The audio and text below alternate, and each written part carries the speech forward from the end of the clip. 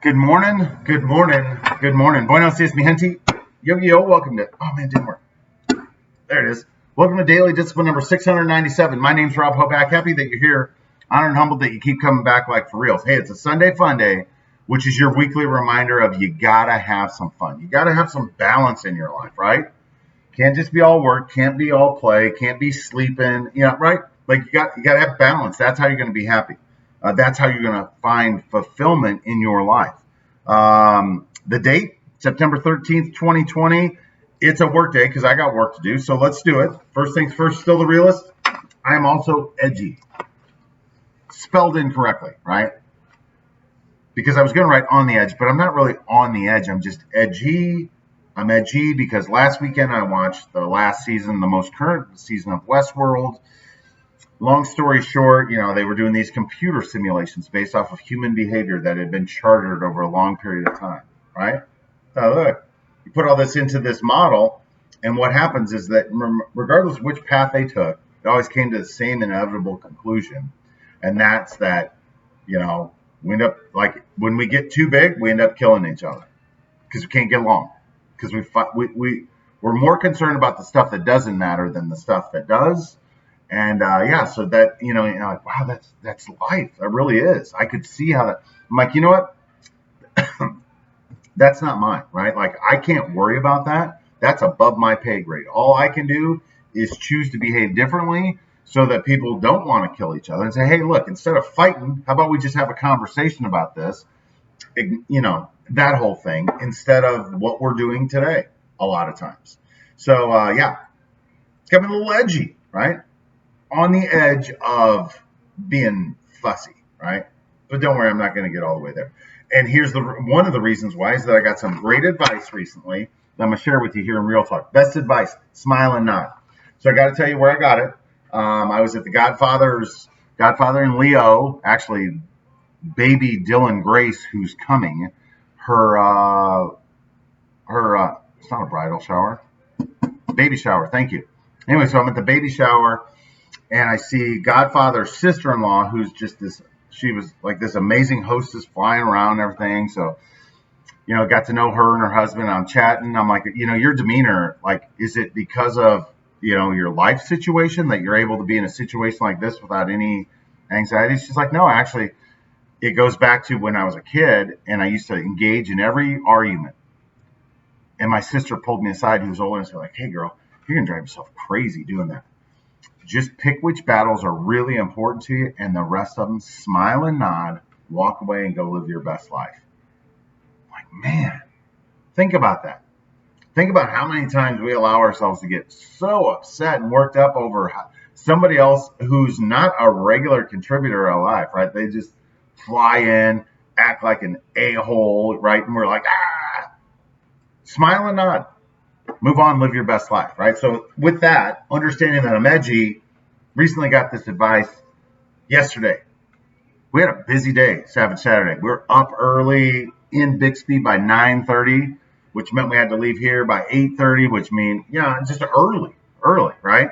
And, and then came home from there, had about enough time to drop Addie off, grab a quick bite to eat, change my clothes, pick up some paperwork, pick up a couple players, and get to the game, right? For Bro's game that Bro's not playing it. And we're playing like the team that we played in scrimmage that smoked us and tried to hurt us. Dirty, aggressive. Anyway, so we're playing them, and I'm actually pleased, right? We're down 28-0 at halftime, and I'm like, you know what? Could be a whole lot worse. Could be a whole lot worse than this. And we had actually stopped them a couple times defensively. We don't have everybody healthy. We're trying to figure this out as we go, right? So anyway, with all of that as the backdrop, it's halftime. I just told the kids, I'm like, I'm proud of you. We've got some things we need to clean up, but man, let's just keep going out there and having fun. They're going to give up and give us something, and they did, right? 35-0 was the final score. So they scored once in the second half. The important part is that at halftime, all of a sudden I hear somebody call my name, and I was like, oh, it's this guy who he used to be a coach on the team. And just understand that anybody can be a coach, right? Like any parent can be a coach. All you got to do is invest the time. And for him, that was a good deal because if he invested the time to do all that, then the other coach made sure that his son got to start, got lots of playing time, even though some people are like, well, I don't know that he's the best athlete out there, but whatever, right? Doesn't matter to me. And so therefore this year he decided he wasn't going to participate, neither was his son. I'm like, all right, whatever. So the next thing I know, he's over there yelling, hey, come here. I'm like, all right. So I'm thinking maybe he wants to say hi or something, but I'd already said hi to him. Then he proceeds, he's going to tell me how to coach the team. I'm like, oh, this is going to be one of those conversations. This is what I'm thinking, right? And I'm like ready to go, right? I'm just ready to give it to him. I'm like, no, because you just yelled at a couple kids for getting emotional out there on the field. You can't do it over here, right? And if you panic, then everybody else is going to panic. No. Respond with love, right? Give them some of that precious stuff. And I'm like, you know what? I don't feel like being precious right now. I feel like being the Godfather's sister-in-law. So I smile and I'm like, thanks, bro. Appreciate it. Appreciate the tip. I got to run. He's like, no. I'm like, no. I got it. I appreciate you bringing that to my attention. I got to go back. I'm going to go live my best life over here. My best life doesn't include your ass yapping at me after you quit, right? It's over. We're moving on.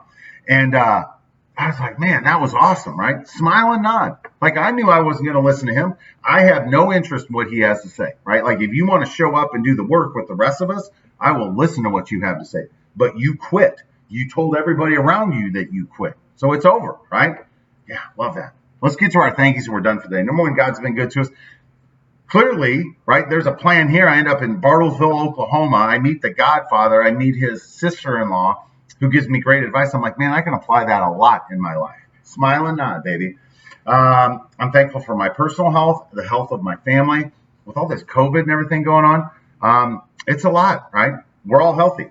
I'm thankful for our safety, right? Driving back and forth, all these things. Again, as a reminder, my brother died in a car accident.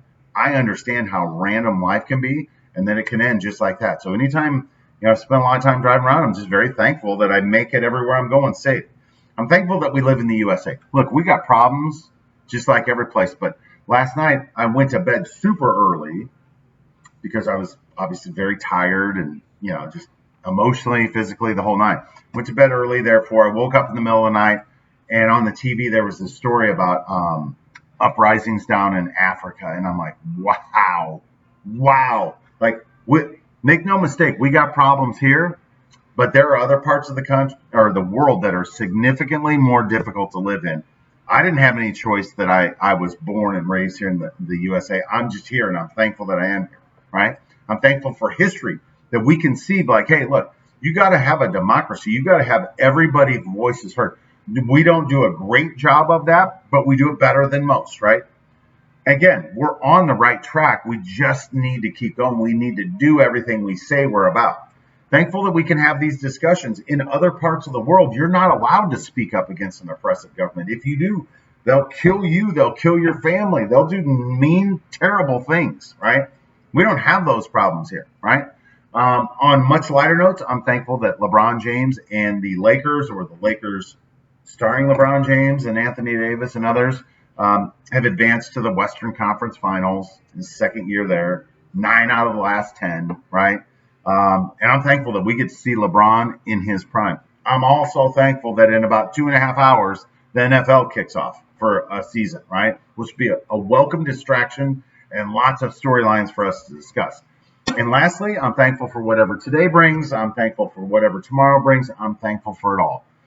In daily discipline, we are, like when you look back, there are themes, right? Got to pray, got to honor and say, thank you, God, for everything you've done to me. And that you got to be thankful for what you got if you want to be happy. It's a universal truth, just like 2 + 2 is always 5.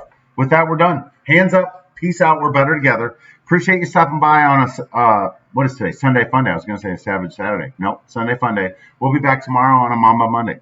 We'll see you then. Deuces. #Real Talk. Love you guys. Bye.